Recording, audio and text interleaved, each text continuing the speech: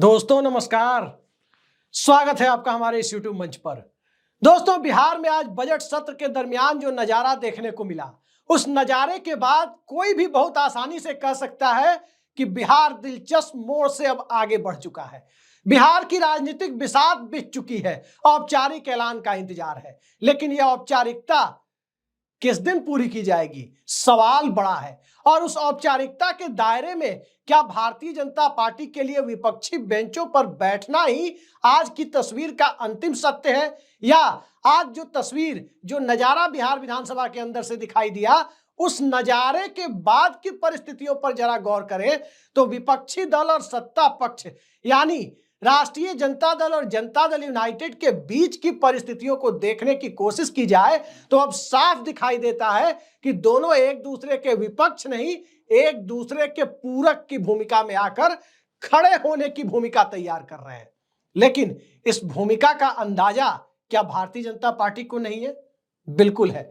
इस भूमिका का अंदाजा क्या कांग्रेस पार्टी को नहीं है? बिल्कुल है। और इस भूमिका का अंदाजा नीतीश कुमार की बैसाखी पर टिकी हुई दिल्ली की सरकार को नहीं है? जी बिल्कुल है। और इन सब से ज्यादा इस भूमिका का अंदाजा जिसे है वो आंध्र प्रदेश में बैठे हुए हैं चंद्रबाबू नायडू। लेकिन जरा इस भूमिका को देखने की कोशिश की जाए और आज जो विधानसभा में नजारा दिखाई दिया, उस नजारे के बाद तो अब साफ दिखाई देता है कि बिहार में पिछड़ों की राजनीति, मंडल पॉलिटिक्स, बैकवर्ड पॉलिटिक्स, महादलित पॉलिटिक्स, इन सब का कॉकटेल जिस राजनीति के थ्रू, जिस राजनीति के द्वारा तैयार किया जाता है, वो अब सत्ता पक्ष और विपक्ष में आमने सामने की भूमिका में नहीं होंगे। इशारों इशारों में जो देख रहे हैं वो इशारा नहीं है, बल्कि इशारे से आगे की चीजें हैं। और कैसे हैं? तो जनता दल यूनाइटेड के विधायकों की, उस पार्टी के पुराने जमाने के कार्यकर्ता जो नीतीश कुमार के बेहद करीब हैं, जो निशांत कुमार की पैरोकारी में लगे हैं, उन सब के मुंह से ऑफ द रिकॉर्ड एक ही बोल निकल रहे हैं, भारतीय जनता पार्टी के साथ रहे तो पार्टी का सफाया तय। और पार्टी का सफाया तय करना है या पार्टी को सफाये से बचा करके बिहार में अगले 5 साल तक प्रासंगिक बनाए रखना है। यही तो बिहार की राजनीति में एकमात्र सत्य है, जिस सत्य के आश्रय आगामी विधानसभा चुनाव की बिसात तैयार होनी है। लेकिन बिसात विधानसभा की बाद में तैयार होगी, चुनाव की बिसात बाद में तैयार होगी। विधानसभा के अंदर की बिसात अब करीब करीब तैयार हो गई लगती है। किस तरह तैयार हो गई लगती है? इस तरह तैयार हो गई लगती है जिसमें सभी राजनीतिक दलों की अपनी अपनी प्राथमिकताएं हैं। किसी की प्राथमिकताएं एक दूसरे से मेल खा रही है तो किसी की प्राथमिकताएं एक दूसरे से टकरा रही है। अब सवाल है कि किसकी क्या प्राथमिकता है। तो सबसे पहले बात यदि राष्ट्रीय जनता दल की करें तो राष्ट्रीय जनता दल को इस बार बिना किसी चिराग मॉडल के विधानसभा चुनाव लड़ना है। उसकी प्राथमिकता जो पिछली बार 75 सीटें राष्ट्रीय जनता दल ने जीती थी, उन 75 को बरकरार रखना है। जनता दल यूनाइटेड की प्राथमिकता जो 75 सीटों तक पहुंच नहीं पाई थी, उन 75 सीटों तक फिर से पहुंचना है, 75-80 की संख्या को पार करना है।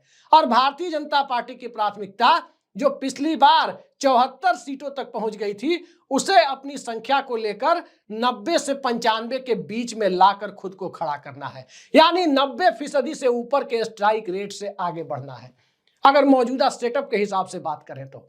लेकिन इस सेटअप की गुंजाइश तो नीतीश कुमार ही नहीं छोड़ रहे। इसलिए नहीं छोड़ रहे क्योंकि बिहार की राजनीति में जमीनी हकीकत क्या है, वो कोई सर्वे कुछ भी दिखा दे कि कोई 40% पॉपुलर है, कोई 18% है, कोई 17% है।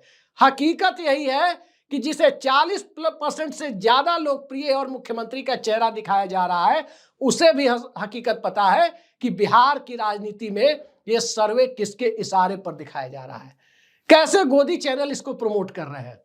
उसके अंदर भी उसको लेकर बहुत उत्साह नहीं है, क्योंकि बिहार की जमीनी हकीकत सभी जानते हैं कि नीतीश कुमार परिस्थितियों के मुख्यमंत्री हैं।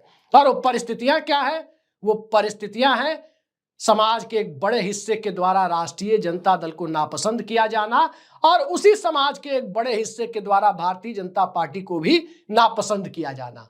बदलाव चाहने वाले लोग बदलाव तो चाहते हैं, लेकिन बदलाव राष्ट्रीय जनता दल की शक्ल में आए, एक बड़े सेक्शन को वो स्वीकार नहीं है। बदलाव भारतीय जनता पार्टी के मुख्यमंत्री की शक्ल में आए, यह भी एक बड़े सेक्शन को स्वीकार नहीं है। तो बदलाव के बीच में यथास्थितिवाद की जो परिस्थिति है कि जब तक विकल्प नहीं तब तक नीतीश कुमार है, तो वो नीतीश कुमार वाली परिस्थिति इस चुनाव में भी जो बनती दिख रही है, तो विपक्षी बेंचों पर बैठने से अच्छा सत्ता पक्ष में बैठना, सत्ता पक्ष में बैठने के साथ साथ महत्वपूर्ण और मलाईदार मंत्रालयों के साथ सरकार में अपनी धमक का एहसास कराना, और थोड़ा इनसे आगे बढ़ करके देखें तो दिल्ली की सत्ता से एक खंभा दरकने की परिस्थितियां पटना से पैदा करना, ताकि दिल्ली भी ईडी और सीबीआई के दुरुपयोग को लेकर के, उसके कथित दुरुपयोग की भूमिका को अब नए सिरे से परिभाषित करने की दिशा में सोचने पर विवश हो जाए। तो इस प्रकार का जो खेल है, इस खेल को देखने के लिए और इसकी स्क्रिप्ट को देखने के लिए अगर अमित शाह के इंटरव्यू को भारतीय जनता पार्टी की बिसात का पहला औपचारिक सिग्नल माना जाए, तो जनता दल यूनाइटेड की बिसात का पहला औपचारिक सिग्नल किसे माना जाना चाहिए? दरअसल जनता दल यूनाइटेड की बिसात का पहला औपचारिक सिग्नल तेजस्वी यादव पर जांच की परमिशन देने वाले तेजस्वी यादव के विभाग के बाद के मंत्री और मौजूदा डिप्टी सीएम विजय सिन्हा का विभाग बदला जाना है। जांच की परमिशन कि तेजस्वी यादव ने पथ निर्माण मंत्री रहते हुए क्या किया क्या नहीं किया, और नीतीश कुमार के द्वारा विभाग बदल दिया जाना, क्या यह छोटा संकेत है? इन सब से आगे बढ़कर देखें तो जनता दल यूनाइटेड के अंदर एक भारतीय जनता पार्टी से सहानुभूति रखने वाला तबका खड़ा हो जाना, क्या नीतीश कुमार इस सिग्नल को अब समझ गए हैं? स्वाभाविक है कि समझ गए हैं। राजभवन में कंधे पर हाथ रखे तेजस्वी यादव के कंधे पर हाथ रखना, लालू यादव के द्वारा खुला निमंत्रण दिया जाना, और बिहार विधानसभा का सत्र जैसे तैसे कब कैसे समाप्त कर दिया जाए, इसको लेकर के सत्ता पक्ष और विपक्ष, भारतीय जनता पार्टी को छोड़कर जेडीयू और आरजेडी, इन दोनों की भूमिकाओं को अगर आज परखने की कोशिश करें तो बहुत कुछ साफ हो जाता है। क्या आपने देखा कि इतनी शांति से बजट भाषण सुना जाएगा? क्या संसद में आज की तारीख में आपने देखा है? विधानसभा के अंदर आपने देखा है?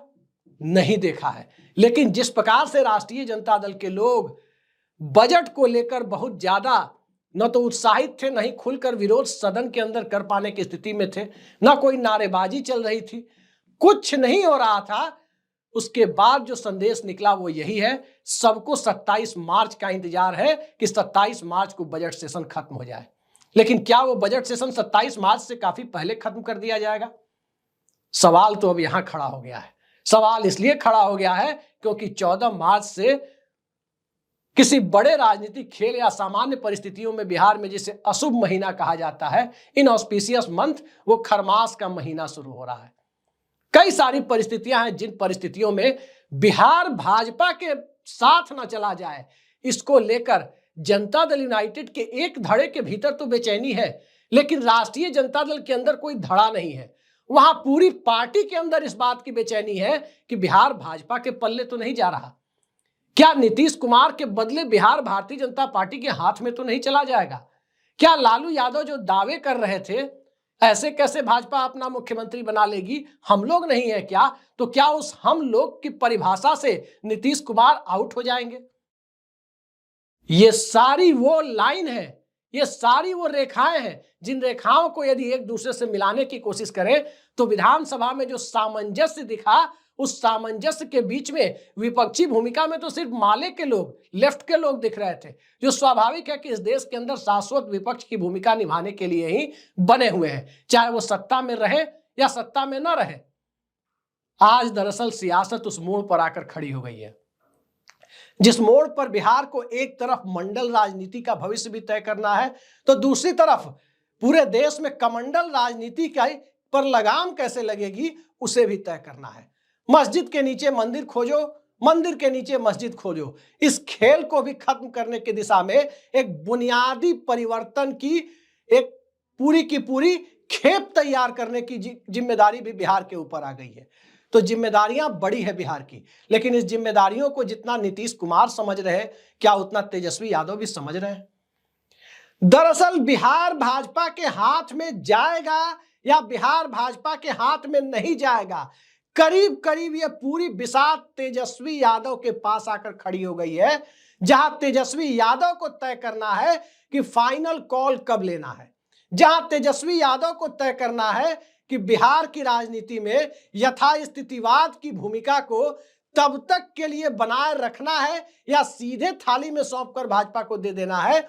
ये भी बात तेजस्वी यादव अब तय करेंगे कि तब तक के लिए, जब तक भारतीय जनता पार्टी दिल्ली की सत्ता से नहीं जाती, तब तक नीतीश कुमार अपरिहार्य है। इस सामाजिक और राजनीतिक सच्चाई को स्वीकार करने के लिए कितने तैयार हैं तेजस्वी यादव, और राष्ट्रीय जनता दल की धर्मनिरपेक्षता के प्रति जो आस्था है, उस आस्था के साथ बिहार को इकलौते हिंदी भाषी स्टेट का दर्जा आगे भी दिलाए रखा जाएगा, जहां भाजपा अपना मुख्यमंत्री नहीं बना सकती, ये कब तक कायम रहेगा। ये सब कुछ अब तेजस्वी यादव के हाथ में है, और सब कुछ जब तेजस्वी यादव के हाथ में है तो आप अंदाजा लगा सकते हैं कि एक तरफ आरक्षण और जाति गणना का सवाल, दूसरी तरफ कांग्रेस पार्टी का सवाल, तीसरी तरफ राष्ट्रीय स्तर पर विकल्प का सवाल, और चौथी तरफ बिहार को यूपी वाली स्थिति में न जाने देने की परिस्थितियों का सवाल। और इन सभी परिस्थितियों के दायरे में एक तरफ नीतीश कुमार अपरिहार्य दिखाई देते हैं,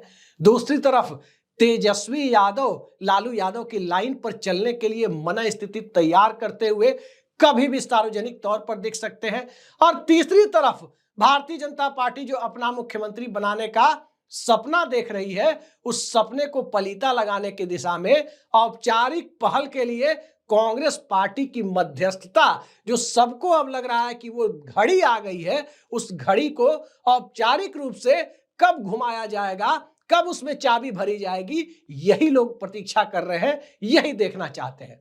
लेकिन हर औपचारिक घड़ी घुमाने के पीछे अनौपचारिक पहल जो होती है, उन सब का बड़ा हाथ होता है। तो क्या अनौपचारिक पहल शुरू हो चुकी है?